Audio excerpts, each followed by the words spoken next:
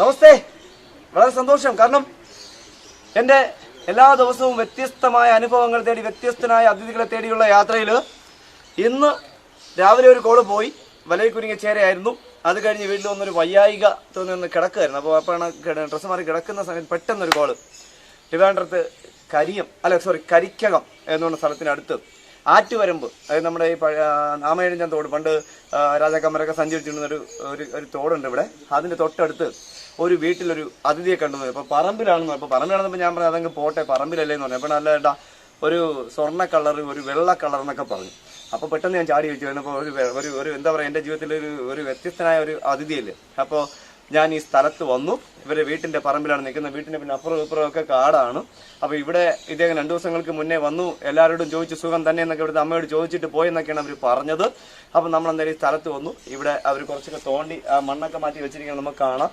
ഒരു കുഞ്ഞൻ, ഒരു അത്ര വലിയ അതിഥിയൊന്നുമല്ല, ഒരു വ്യത്യസ്തനായ അതിഥി നമുക്ക് കാണാം. ഇവിടെ കാണാൻ പറ്റുന്നതാണ്. നോക്കൂ, എല്ലാവർക്കും മാറ്റി വെച്ചിട്ടാണ് വിളിച്ചത്. ഒരു സ്വർണ്ണ കളറിൽ എൻ്റെ ജീവിതത്തിൽ അങ്ങനെയാണെങ്കിൽ ഞാൻ കാണുന്ന, അല്ലെങ്കിൽ എൻ്റെ ജീവിതത്തിൽ എനിക്ക് കിട്ടുന്ന 3ാമത്തെ സ്വർണ്ണ കളറിലുള്ള അതിഥി. അദ്ദേഹം അതിനകത്ത് നിന്ന് ചീറ്റുകയാണ്. നമുക്ക് കാണാം. അത്ര അവിടെ നമുക്ക് കാണാം ഒരു സ്വർണ്ണ കളറിലെ അതിഥി. സ്വർണ്ണ നാഗമൊന്നും ഹൈന്ദവ ആചാരപ്രകാരം നമ്മൾ ഇദ്ദേഹത്തെ സ്വർണ്ണനാഗത്തെ ദർശിക്കുന്നത് തന്നെ പുണ്യം എന്നൊക്കെയാണ് നമ്മുടെ ആചാരം, ഹൈന്ദവ ആചാരം, ഭാരതീയ സംസ്കാരത്തിൽ തന്നെ പറയപ്പെടുന്നത്.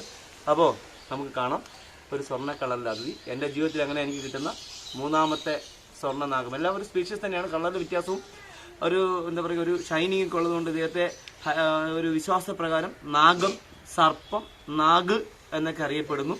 സ്വർണ്ണനാഗം എന്നറിയപ്പെടുന്നത്. പക്ഷേ ഇദ്ദേഹത്തിന് എന്തോ ഒരു വയ്യായികയുണ്ട്. സ്വർണ്ണ കളർ നാഗം എന്നൊക്കെ പറഞ്ഞാൽ കടിക്കാതൊന്നും ഇരിക്കുകയില്ല. കടിക്കാനുള്ള സർക്കിളിനകത്ത് അവരെ കിട്ടുകയാണെങ്കിൽ കൃത്യമായിട്ട് അദ്ദേഹം കടിക്കും. അതിന് വേറെ സംശയമൊന്നുമില്ല. ആ ഒരു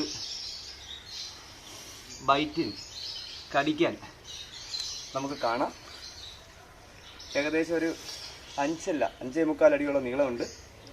ഫീമെയിൽ, പെണ്ണാണ്. കണ്ടാലൊരു ആൺപാമ്പിൻ്റെ കട്ടാണ്, പെണ്ണാണ്. പക്ഷെ ഒരു കുഴപ്പമുള്ളത്, ഇദ്ദേഹത്തിൻ്റെ ദേഹത്ത് എന്തോ ഒരു മുഴ പൊട്ടിയിട്ട് എനിക്കൊന്ന് ഇൻഫെക്ഷൻ ഉണ്ടായി പൊട്ടിയതാണെന്ന് തോന്നുന്നു. വേറെ മുഴകളൊക്കെ വയറ്റിൻ്റെ സൈഡിലൊക്കെ ഉണ്ട്.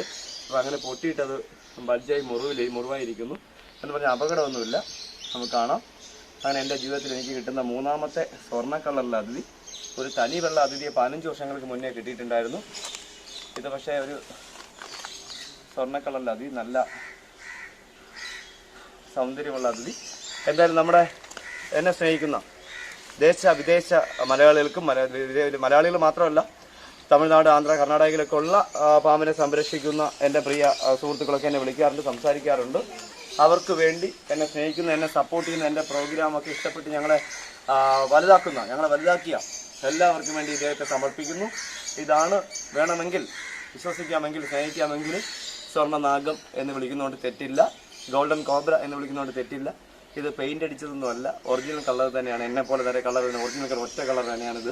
അപ്പോൾ എന്തായാലും നമ്മൾ സമയം കളയുന്നില്ല. എല്ലാവർക്കും വേണ്ടി സമർപ്പിച്ചുകൊണ്ട് ഈ കുഞ്ഞനതിഥി, അത്ര വലുതൊന്നുമല്ല, എനിക്ക് തോന്നുന്നു ഉദ്ദേശം ഒരു 10 വയസ്സിനടുത്ത് പ്രായം വരുന്ന പെണ്ണതിഥിയാണ്. അപ്പോൾ ഇദ്ദേഹത്തിന് ഏകദേശം ഒരു 6 അടിയോളം, 5.25 അടിയിലാണ്. ഞാൻ തന്നെ 5.25 അടിയുണ്ട്, 6 അടിയോളം നീളമുണ്ട്. അപ്പോൾ നമ്മൾ എന്തായാലും സമയം കളയുന്നില്ല. ഈ വ്യത്യസ്തനായ അതിഥിയെ അതിഥിയെ നിങ്ങൾക്ക് മുന്നിൽ സമർപ്പിച്ചുകൊണ്ട് നിങ്ങൾക്ക് എല്ലാവർക്കും, എന്നെ വീക്ഷിക്കുന്ന നമ്മുടെ അതിഥിയെ കാണുന്ന സപ്പോർട്ടിന് എല്ലാവർക്കും ഒരു ബിഗ് ഹായ്, ഒരു നല്ല ദിനം ആശംസിക്കുന്നു.